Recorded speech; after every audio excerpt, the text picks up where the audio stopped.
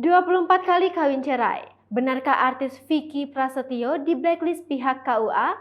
Vicky Prasetyo diketahui kembali harus bercerai dengan artis Kalina Oktarani. Pernikahan baru seumur jagung kini berakhir dengan perpisahan membuat publik heboh. Sang gladiator Kongo dicap sebagai pria suka kawin cerai.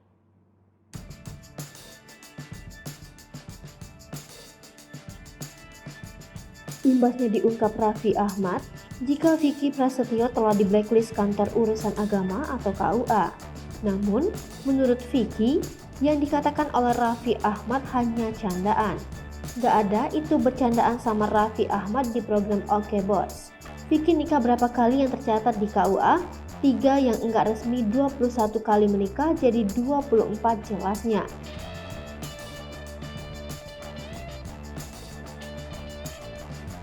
Vicky menegaskan bahwa ucapan 24 kali menikah hanya sebuah candaan yang kemudian jadi ramai dibicarakan.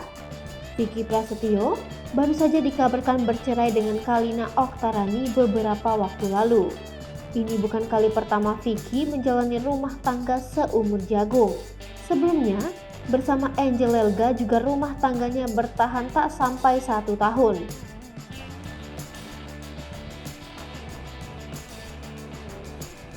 Kalina merasa tak bisa jadi istri yang baik. Kalina Oktarani sempat mengaku tak jadi istri yang baik untuk Vicky Prasetyo. Menanggapi itu, Vicky Prasetyo mengibaratkan rumah tangga seperti perahu berpenumpang. Sebab, apapun yang terjadi pada penumpang, sang nahoda harus bertanggung jawab.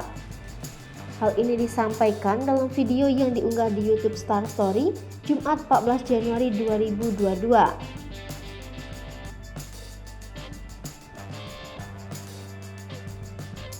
Vicky Prasetyo seolah membantah apa yang telah diucapkan Kalina Oktarani beberapa waktu lalu. Ia menegaskan, selama ini Kalina Oktarani sudah berperan sebagai seorang istri dengan baik.